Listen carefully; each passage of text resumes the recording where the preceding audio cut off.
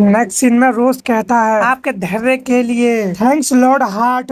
मैं आपका शुक्रगुजार हूँ कि आपने केओडी के रिक्वेस्ट एक्सेप्ट करके फर्स्ट टेबल की हेड बने। आपके होने से हमारे कामों में मदद मिलेगी। फिर भी मुझे अब तक आपका असली इरादा समझ में नहीं आया। ची कहता वो लोग जो मेरे लिए अहम हैं वो मेरी खुद की जान से भी ज्यादा कीमती है। मुझे बस इतना चाहिए कि केओडी का शासन लंबे चले, लेकिन केवल तभी जब वो अपने मकसद पे खड़े उतरे। मेरा मकसद केओडी का चिंता करना नहीं है, फिर भी मैं जब तक साथ निभाऊंगा जब तक उससे उन्हें फायदा है। रोज कहता हार्ट क्लैन का जज्बा साफ दिखता है। अपने लोग की सेफ्टी के लिए कुछ भी कर सकते हो। अपने दोस्तों के साथ तुम्हें अपना ही कबीला मिल गया, इस बात की मैं इज्जत करता हूँ। सबको ट्रिनिडा भेजा जाएगा और वो आज रात लौटेंगे। सिर्फ तुम और एटो किंग जापान में रहोगे। मुझे यकीन है उसने तुम्हें हमारी बात बताई होगी। अगर वो मान गया तो उसकी ट्रेनिंग शुरू होगी। नए सेवंथ हेड बनने तक फैसले की मोहर नहीं लग सकती। जहाँ तक तुम्हारा सवाल है लॉर्ड हार्ट, तुम्हें हमारा खोआ हुआ एक सामान वापस लाना है। जी कहता वो कैसी है, उसने कभी मेरा कॉल का जवाब नहीं दिया।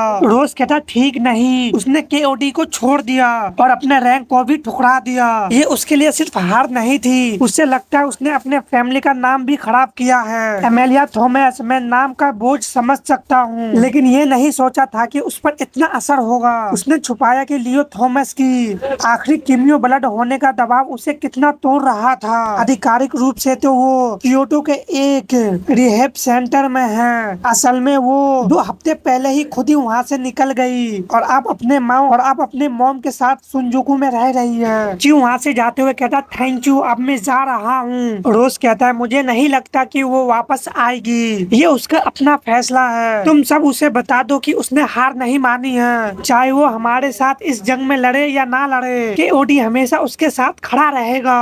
तभी वहाँ पे एक लॉर्ड मिखाइल आते हैं और रोज कहता है तुमने उसे देखा लॉर्ड मिखाइल, तुमने उसकी एनर्जी महसूस किया, वो उसे बहुत दबा रहा है। ये 3 दिन पहले जो मैंने एहसास किया था ये उससे बिल्कुल अलग है। अब बताओ गॉड ने तुम्हें उसके बारे में क्या दिखाया है। मैं अपनी चिंता छिपा नहीं सकता। मैं ऐसी दुनिया नहीं चाहूंगा जहाँ मैं अपनी बहन के बेटे से ज्यादा लंबे समय तक जिंदा रहूं। मिखाइल मुस्कुराते हुए कहता है अंधे लोग देखने वाले से कहीं ज्यादा देख लेते हैं चेयरमैन। मैं जो देखा हूँ वो तुम्हें नहीं बता सकता, इससे तुम्हें और भी डर लगेगा। लेकिन एक बात बता सकता हूँ जो मैंने उसके खड़े होते ही बार बार सुना, the Lord of the man, यानी कि इंसानों को सजा देने वाला। नेक्स्ट इन सेंजोकू टोक्यो का देखते हैं, जहाँ पे ची आता और अंदर से एक लेडी कहती है कोन्नोचिवा, यानी कि हेलो, और ये एमेलिया की मॉम होती है जो कहती है माफ कीजिए आज बंद है, और अपने सामने देखते हुए काफी हैरान होती है। इसको ची के सारे बचपन के दिन याद आने लगते हैं। ची उसके सामने झुकते हुए कहता है गुड मॉर्निंग, मुझे माफ करना कि मैं उसे प्रोटेक्ट नहीं कर पाया।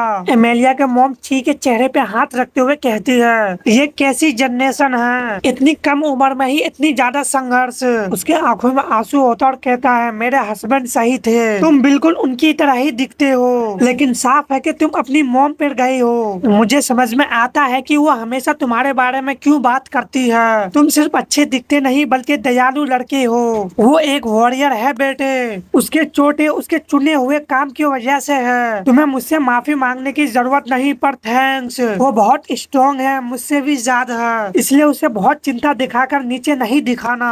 ची पूछता क्या वो यहाँ है मॉम। एमेलिया की मॉम कहती है हाँ वो डाइनिंग एरिया में है, मैंने दुकान तब तक बंद रखी है जब तक वो तैयार ना हो जाए। मुझे उम्मीद है कि तुम्हारी मौजूदगी उसे अच्छा असर डालेगी। वो लोगों से मिलने से बचती है, मुझसे भी। बैटल के बारे में उसने घर आने के बाद कुछ भी नहीं बताया, बस इतना जानती हूँ कि मेरी बच्ची पूरी तरह गई और टूटी फूटी लौट आई। फिर दोबारा झुकते हुए कहता आपसे मिलकर अच्छा लगा, अब मुझे माफ कीजिए।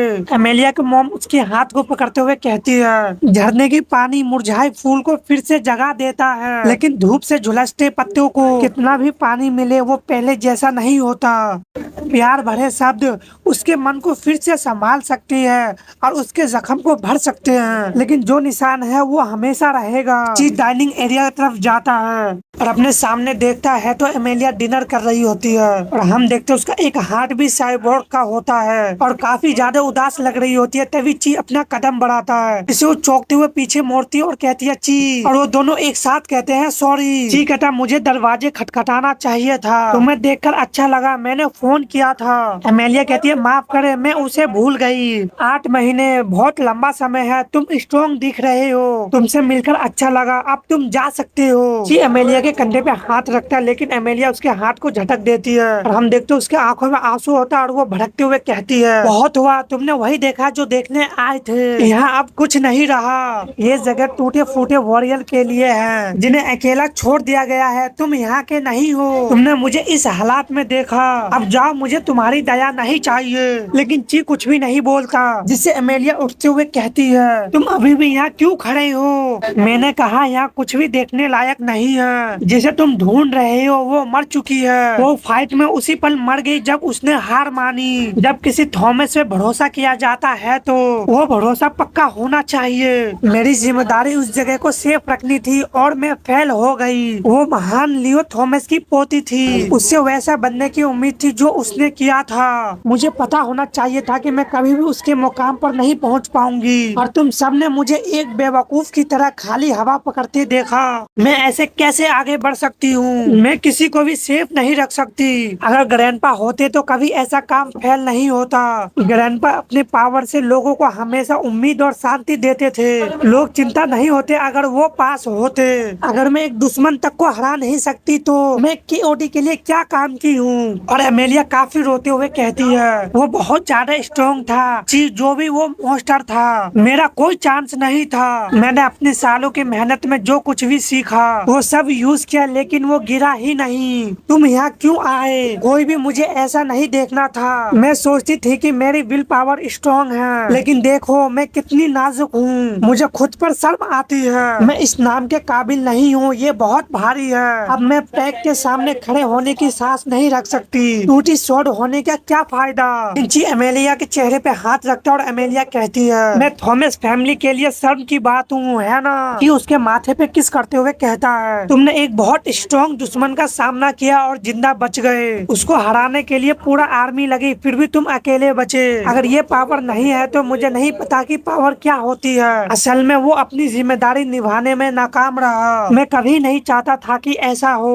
उस दिन जो भी मरा उसकी वजह वही था कि मैंने अपनी पूरी ताकत नहीं दिखाई। उनकी मौत का जिम्मेदार मैं हूँ और तुम्हारी जख्म को अपनी तरह मानता हूँ। आज से तुम कभी भी ऐसे दुश्मन का सामना नहीं करोगे, क्योंकि मैं उन्हें पहले ही मार डालूंगा, इससे पहले कि वो रोशनी देख पाए। और अपने जेब से कुछ निकालते हुए कहता है, और इसके साथ मैं ये कसम खाता हूँ, अब मैं पूरी आत्मा के साथ तुम्हारी जिंदगी का रक्षा करूंगा। एमिली अपने सामने देखते हुए काफी हैरान होती है, क्योंकि ची के हाथ में रिंग होता है जो ची उसके बालों के लटों में पहनाते हुए कहता है, अगर तुम मेरे साथ खड़े रहो जैसे मैं तुम्हारा हूँ तो मैं तुम्हारी शॉट को तेज रखूंगा जैसे तुम मेरे शॉट को तेज करते हो। और अगर वो नाम जो तुम उठाए हो तुम्हारे लिए बहुत भारी है तो मुझे उसे तुमसे हटाने दो। तुम्हारे हाथ फाइट के लिए है, इसलिए मैं ये बोझ वहाँ नहीं डालूंगा। एमेलिया कहती है, ची क्या तुम मुझसे शर्मिंदा नहीं हो? क्या मैं तुम्हें सिलो नहीं कर दूंगी? ची कहता, तुम्हारी फाइट अब से मेरी फाइट है। अगर रास्ते में कोई दीवार आई तो हम उसे साथ में तोड़ेंगे। मैं तुम्हारे सबसे अच्छे हिस्से का चाहत नहीं करता। मैं ये नहीं चाहता कि तुम वो सब करो जो लोग कहते हैं या वो गुण जो दूसरे लोग तुम्हारे बारे में कहते हैं, और ना ही मैं उस अंदरूनी ताकत की चाह रखता हूँ जिससे तुम अपनी कमजोरियों को हरा सको। मैं नहीं चाहता कि मेरे तरफ कोई ऐसी वुमन खड़ी हो जो मेरी ताकत या लिमिट को तोड़ सके, लेकिन जो मैं चाहता हूँ एमेलिया वो है तुम पूरी तरह से। और एमेलिया आगे बढ़ते हुए ची को किस कर लेती है। तभी हम देखते एक बंदा चिल्लाते हुए कहता है, सर वो हिल रहा है, डैम इट, क्या हम उसकी स्पीड को पकड़ भी पाएंगे? नहीं, वो लाइट की स्पीड से चल रहा है, हम उसे मुश्किल से ही देख पा रहे हैं। सर वो पहले ही इंडिया पार कर चुका है। रोज कहता, डैम इट, कोई तुरंत उसे नजर में लाओ, वो कहाँ जा रहा है? टोक्यो। सर वो यहाँ आ रहा है। तभी एमेलिया के घर के बाहर जबरदस्त धमाका होता है, जिससे एमेलिया अपनी मॉम को बचाते हुए कहती है, मामा क्या आप ठीक हो? उसकी मॉम कहती है, हाँ बेबी, ये क्या है? और ची भी अपने सामने देखता है तो हम देखते हैं कि वहाँ पे केविन मोरेलेस आया होता है जो घूर के ची को ही देख रहा होता है। एमेलिया भी काफी हैरानी से अपने मन में कहती है, इम्पॉसिबल, आप यहाँ पे कैसे हैं अंकल। और केविन मोरेलेस एमेलिया को ही देख रहा होता है और उसके तरफ अपना कदम बढ़ाता है। तभी वहाँ पे काफी स्पीड से ओकियानुस भी आ जाता है और मोरेलेस को आगे बढ़ने से रोक देता है। और सेकंड लॉर्ड वाडिक कहता है, लॉर्ड मोरेलिस नीचे हो जाए। केविन मोरेलिस से कथाई गिरा निकलते हुए कहता है, ये कई दशकों से हुआ है जब हम आखिरी बार एक दूसरे के सामने खड़े हुए थे भाई। हम देखते वहाँ पे तीनों लॉर्ड होते हैं, कथाई गिरा, ओकियानोस और लॉर्ड इलियोस। ओकियानोस कहता है, हमारे हर वेसल के लिए सोचना पड़ता है, इतने सालों के बाद भी हमारे बच्चे अभी भी हमारे भाई की बुराई से लड़ रहे हैं। लॉर्ड इलियोस कहता है, मैंने उसे देखा और वो बहुत गुस्से में लौट आया है। मोरेलिस कहता है, मैंने तुम्हारी एनर्जी यहाँ तक फॉलो किया, सन की पावर तुम्हारे अंदर है, फिर भी तुम मेरे लियो थॉमस नहीं हो, इसका क्या मतलब है वादिक। लेकिन वादिक खामोश होता है। हम 7 महीना पहले का सीन देखते हैं जहाँ पे केविन मोरेलिस सारी जानकारी को जान रहा होता है। टेंट हेड जवारा कहता है, हमें लॉर्ड मोरेलिस की ब्रीफिंग से जुड़ी सारी फाइल को डाउनलोडिंग करने में 1 महीना लग गया। इस इंटरनेट वाली चीज से मैं कभी नहीं समझ पाया कि यंग लोग इस कवच में क्यों ताकते रहते हैं जो बस झूठ ही दिखाता है। 20 साल की डेटा, क्या आपको लगता है कि फर्स्ट लॉर्ड को इन सभी दस्तावेज को पढ़ने में कितना समय लगेगा।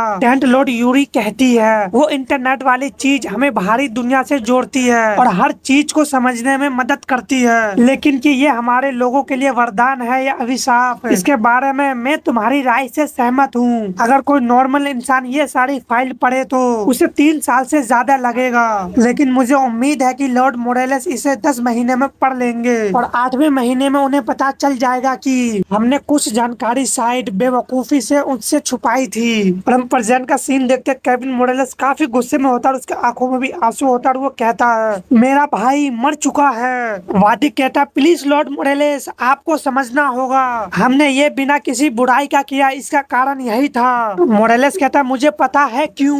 मेरी पावर जैसे एक भड़का हुआ तूफान कभी भी काबू में नहीं हो सकती। पावर में महारत हासिल करने की मेरी लालसा ने इसे और भी ज्यादा भयंकर बना दिया। जो तुम देख रहे हो वो आदमी नहीं बल्कि मेरी असफलता का सबूत है, और इसी वजह से कोई भी, यहाँ तक कि जिससे मैं प्यार करता हूँ, भी मुझ पे भरोसा नहीं कर सकता। और एमेलिया के रोबोटिक हाथ को देखते हुए कहता है, एमेलिया तुम्हारा राइट हाथ, लगता है तुम कुछ समय से रो रही हो। एमेलिया कहती है, मैं। मोरेलिस कहता, तुम्हारे साथ ऐसा किसने किया, और उसके तरफ आगे बढ़ने लगता है। तभी लॉर्ड वाडिक उसे रोकते हुए कहता है, प्लीज पीछे हटे फर्स्ट लॉर्ड, अगर तुम और करीब आई तो तुम्हारी एनर्जी उस इंसान को मार देगा। मोरेलिस कहता, डामिया, मैं। डामिया कहती है, केविन। और मोरेलिस काफी बेबस होते हुए कहता है, तुमने उस समय अपना ख्याल किए बिना हमें बचाया। मैं हमेशा सोचता था कि एक दिन मैं तुम्हारा एहसान चुकाऊंगा और उस दिन मैं अपनी जान भी तुम्हारे लिए खतरे में डालूंगा। मैं इसे हमेशा याद रखूंगा, पर वो कभी होना ही नहीं था। मैं क्या बन गया हूँ, मेरा भाई मर गया और मैं उसे दफना भी नहीं पाया।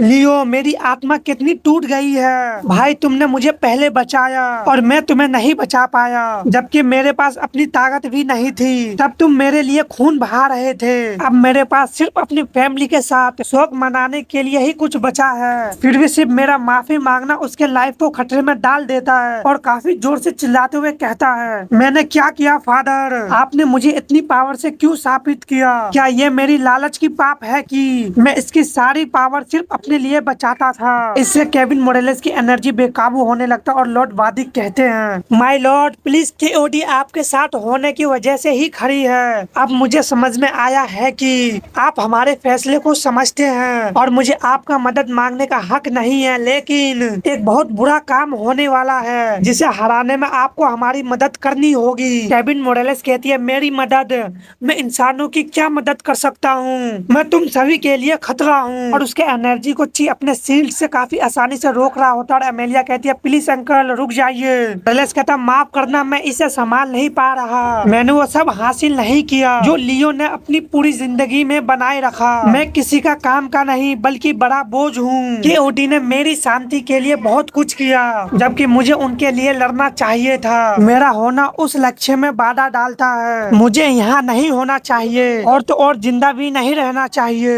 एमेलिया रोते हुए कहती है, अंकल, लेकिन मोरेलिस लाइट की स्पीड से वहाँ से चला जाता है। अच्छी, ये सबसे बिल्कुल खामोश होता है।